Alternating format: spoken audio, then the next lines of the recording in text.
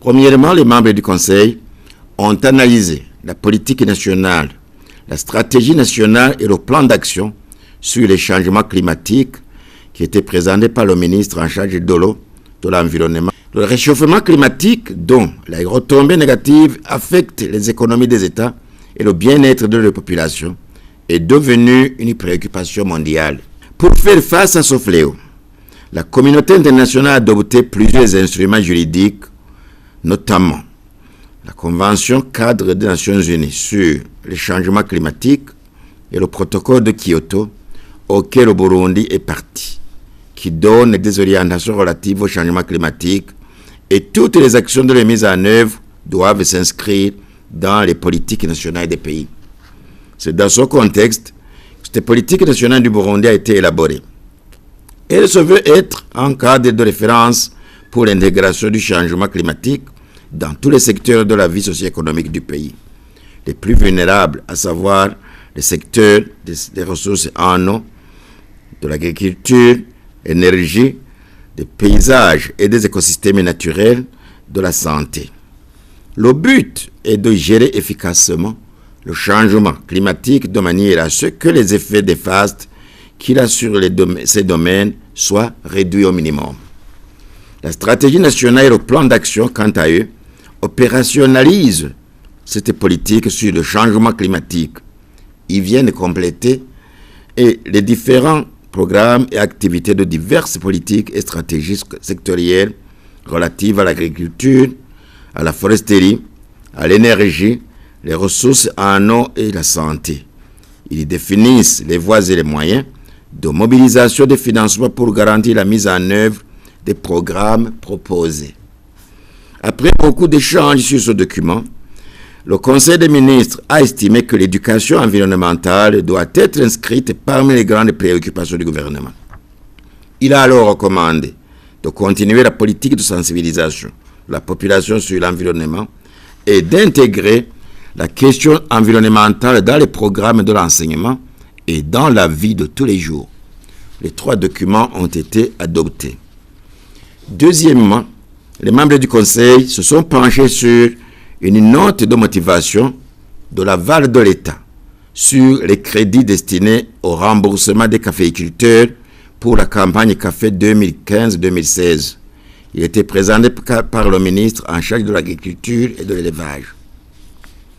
La libéralisation, privatisation de la filière café a eu comme conséquence un relâchement de l'encadrement avec comme corollaire la chute de la production de ce produit.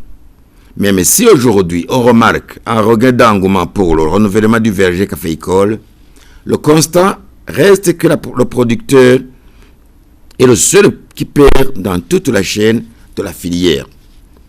Pour la campagne café 2015-2016, il y a eu la chute des cours entraînée par la hausse de la production mondiale, ce qui a occasionné la baisse des recettes d'exportation. On a donc assisté d'abord au non-paiement des caféiculteurs ayant apporté des séries de café aux stations de lavage. Deuxièmement, il y a eu le problème de ceux qui ont payé les producteurs de café après avoir contracté des crédits, mais qui sont incapables de rembourser les crédits. Et puis, il y a les frais d'usinage qui n'ont pas encore été payés. Nous remarquons qu'au 30 avril 2016, les impayés dus aux caféiculteurs étaient évalués à un montant d'1,062 931 000 francs et à l'issue des différentes réunions organisées entre tous les intervenants dans le secteur café, la Banque de la République du Burundi, BRB, a été d'accord pour disponibiliser des crédits auprès des banques commerciales en vue de faciliter les entités débiteurs à payer les caféiculteurs moyennant aval de l'État. Lors des échanges sur le dossier, le Conseil des ministres a été informé et fait le constat amer que la chute des cours mondiaux n'était pas le seul responsable du non-paiement aux caféiculteurs de leur argent, mais que plutôt, il y a eu des opérateurs dans la chaîne qui ont spéculé sur la crise que le Burundi a traversée en 2015 et détourné les crédits reçus dans l'espoir de ne jamais rembourser, le caféiculteur devenant ainsi la première victime. Et pour ne pas pénaliser le caféiculteur et décourager la production, mais aussi pour que l'État ne supporte pas les frais dus à la mauvaise foi des opérateurs défaillants, le Conseil des ministres a accepté que l'aval soit donné pour que les caféiculteurs soient désintéressés, mais a recommandé que des sanctions sévères, y compris des poursuites judiciaires, soient prises à l'endroit des opérateurs qui se seraient adonnés à la tricherie en ne payant pas les caféiculteurs alors qu'ils ont vendu le café ou obtenu des crédits pour cette fin.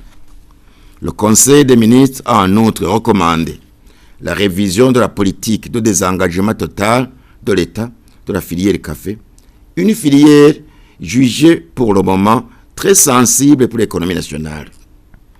Troisièmement, les membres du Conseil ont analysé le rapport final de la commission chargée d'élaborer le projet de loi portant fixation de la taxe d'éducation.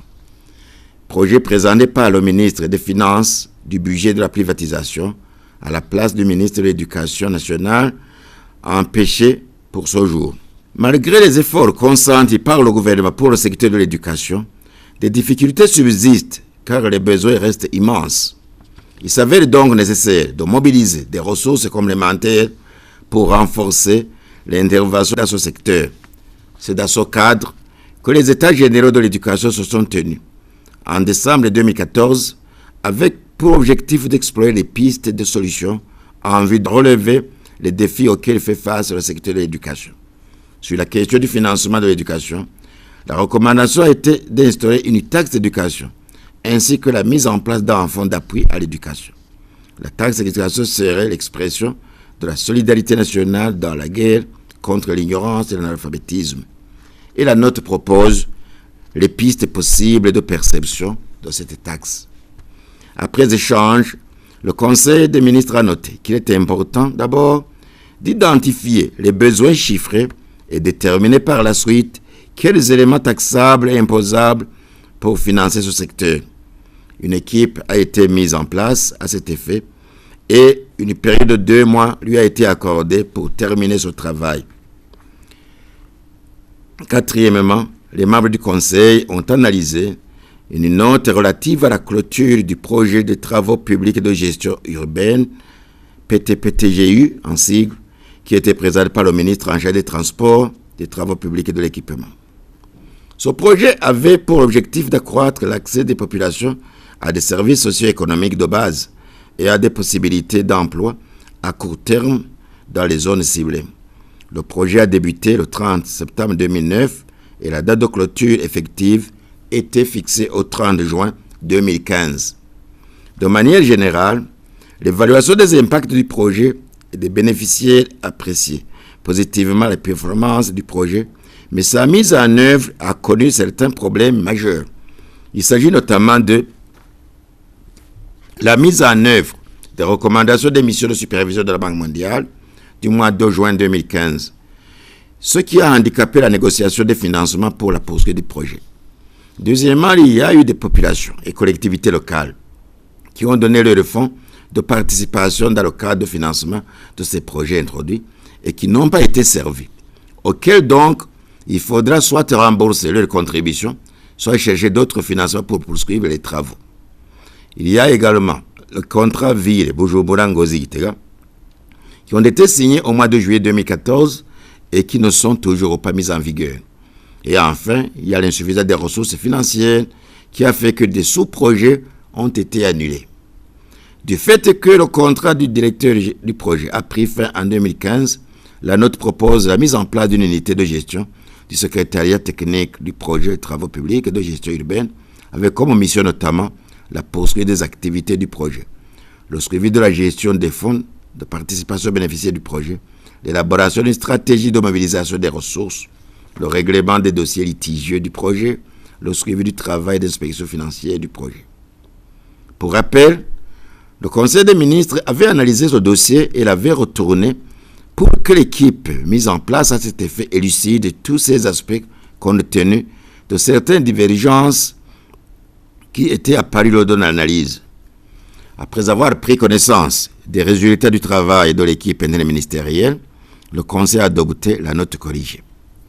Et enfin, en divers, le ministre de la Santé publique et de la lutte contre le sida a informé le Conseil des ministres de l'épidémie de la fièvre jaune qui s'est déclarée dans la région, notamment en Angola, en RDC, en Tanzanie, et a demandé aux services compétents de vérifier et de s'assurer de la possession de la carte jaune de vaccination, dont le port est devenu obligatoire pour les personnes qui franchissent les frontières burundaises.